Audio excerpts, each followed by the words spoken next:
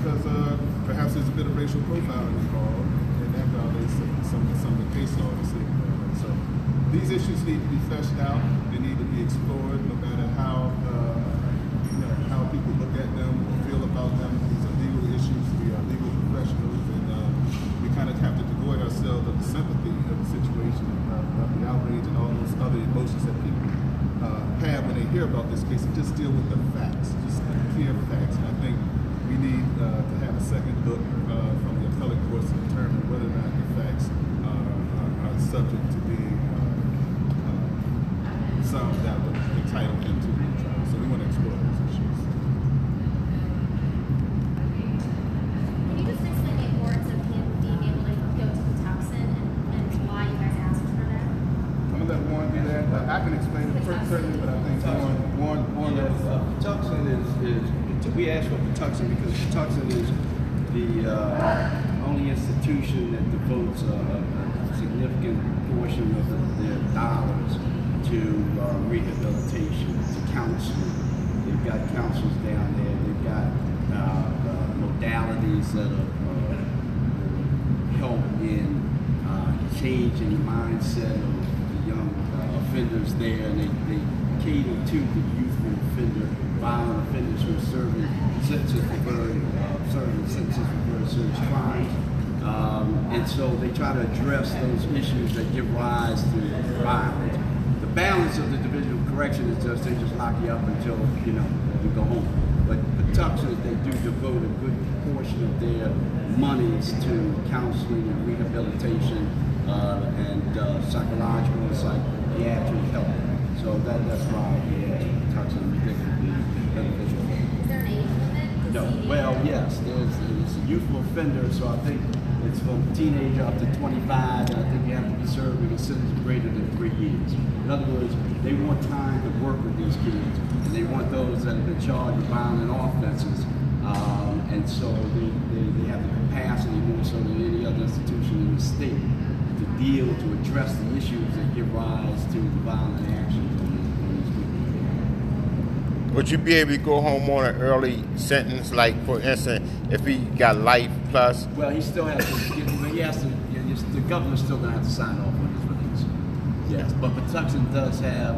Generally, they do have their own parole system because their thing is trying to help these young offenders, and if they get to the point where they feel like, okay, we've addressed the cause, the problem, that led them to come here, there's no need to keep them here any longer, then they can go ahead and parole them. But in this case, you're still going to have the governor sign off. Thank you.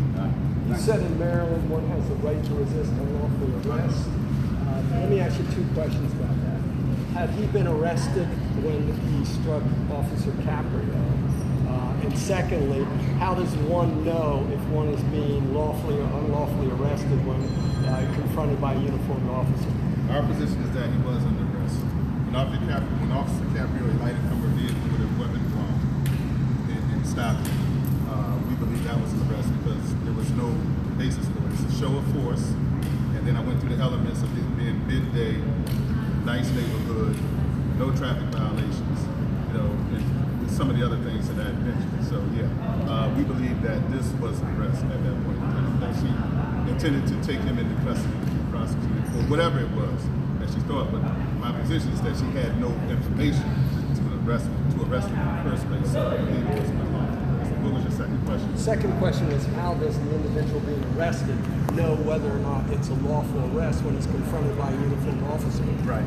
When his freedom of movement is restricted, then that's my authority.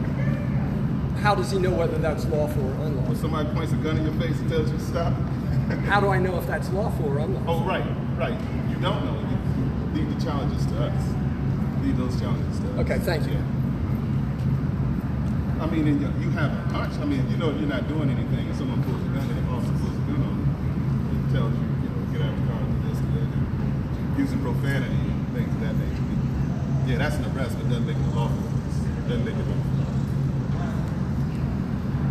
One question. By his the rights wasn't met, they violate his constitutional rights. Isn't that automatic dismissal?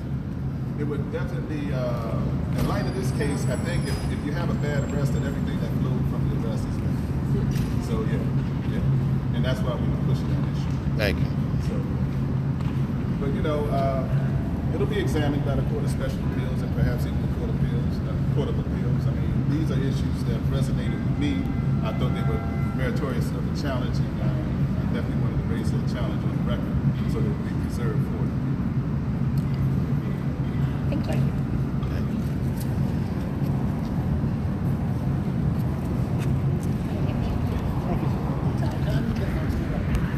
J. Wendell Gordon is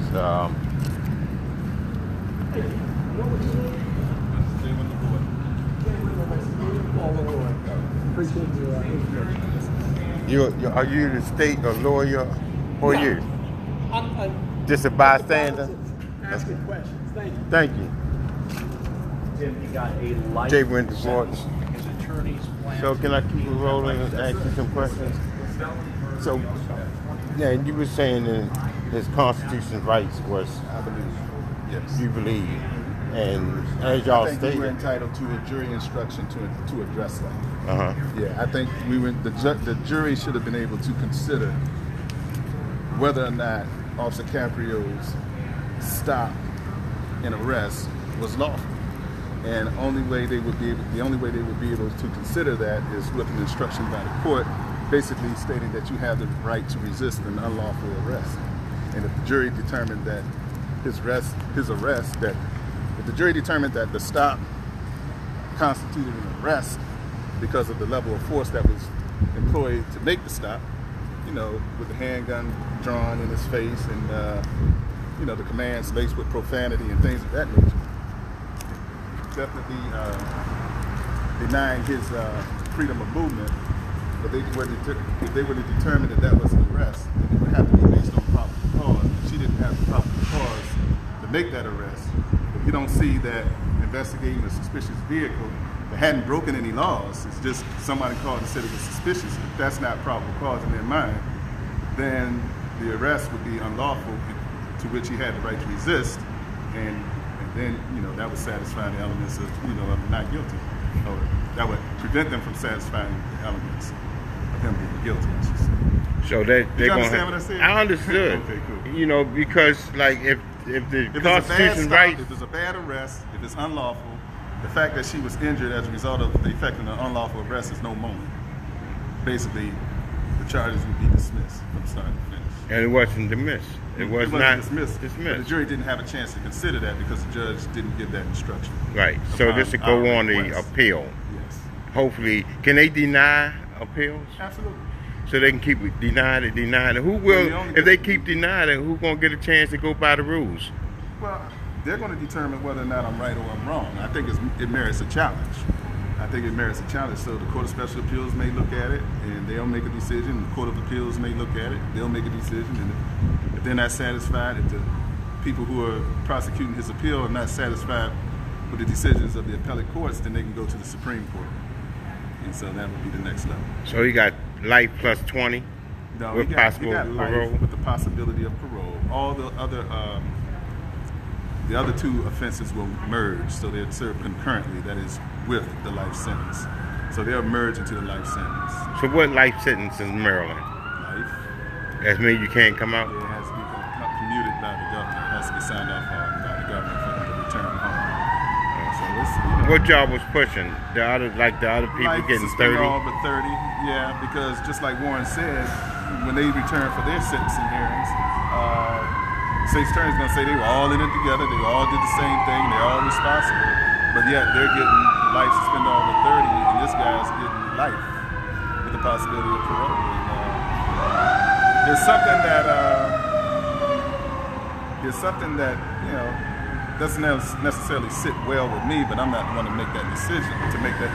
But I think that if you say they all did it, then they should all get the same thing. And Dawnta was the least culpable. He didn't go into anybody's home. He didn't burglarize anybody's home. He was in a situation that he couldn't get out of because he had driven out there with those guys. And in fact, he wasn't even driving at the time. He started driving when he was sitting in the back seat. Then he got out of the back seat to get in the front seat at the last burglary, I believe it was. So And that's how he ended up behind the driver's seat, because initially he wasn't even driving. He didn't drive himself out there. He was in the back seat for most of the time, almost the entire time.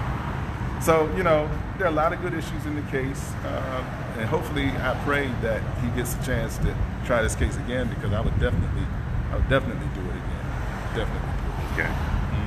Thank you, sir. Yes, sir. If somebody want to contact you, You Google me, Facebook, 410-332-4121 is my office number, so I'm easy to find. J. Wendell Gordon. Yes, sir. And Warren Brown. Yes, sir. Thank you very much, sir. Thank you. Appreciate you. Okay.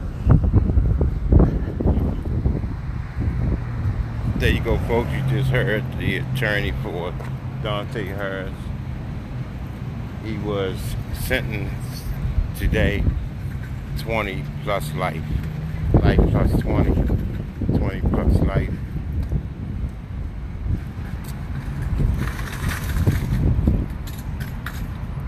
I'm Larry Wallace, Towson Circuit Courthouse.